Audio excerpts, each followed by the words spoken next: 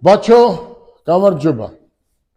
მე მინდა ბაჩო გავიცანი, არის ძალიან კარგი ბიჭი, არის სვანეთიდან და იცი თქვენ, სვანები და მეგრელები არიან მეგობრები, ნათესავები და ერთ ქვეყანაში დაიბადნენ და ერთ ქვეყანაში ცხოვრობენ. რამე რო იყოს, ყოველთვის ერთად დადგებიან, რომ გასაყოფი არაფერი არ გვაქვს. ესეთი ურთიერთობა გვაქვს ჩვენ სვანებს.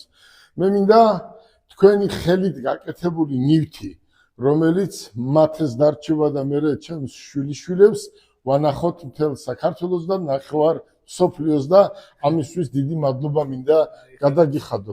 აი რა გააკეთა ბაჩომ. თქვენ წარმოიდგინეთ, ამასაც ხო უნდა ინგა მოფიქრება. ხო შეეძლო რომ რაღაცა სიტყვაზე თქვა, ეყიდა მაღაზიაში სუვენირი და მოეტანა. არა, თვითონ სვანეთში მუშაობს. აი ამ საქმეზე და არის ამ საქმის პროფესიონალი ყურე. ხეს უნდა მოფერება. ხეს რაღაცნაირი დამუშავება უნდა. ხესთან მუშაობა ადვილი არ არის. 100-ჯერ უფრო რთულია, ვიდრე რკინასთან. რკინასთან გამოგივა, ხესთან უნდა სხვანაირი მუღამს როგორც იტყვიან და წარმოიდგინე, ბაჩო მოიფიქრა და წარმოიდგინე, აი რა გააკეთა.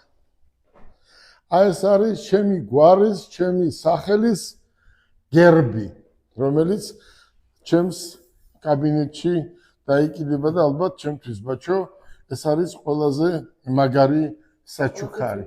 საჩუქარი არ არის სახლი, მანქანა, ეს ყველაფერი არის იქით.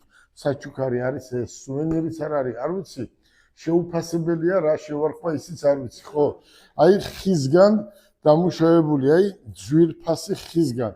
ხეს აქვს ძირი და იმ ძირისგან გაკეთებულია ჩვენი ემბლემა არის GB უკვე გახდა ბრენდი.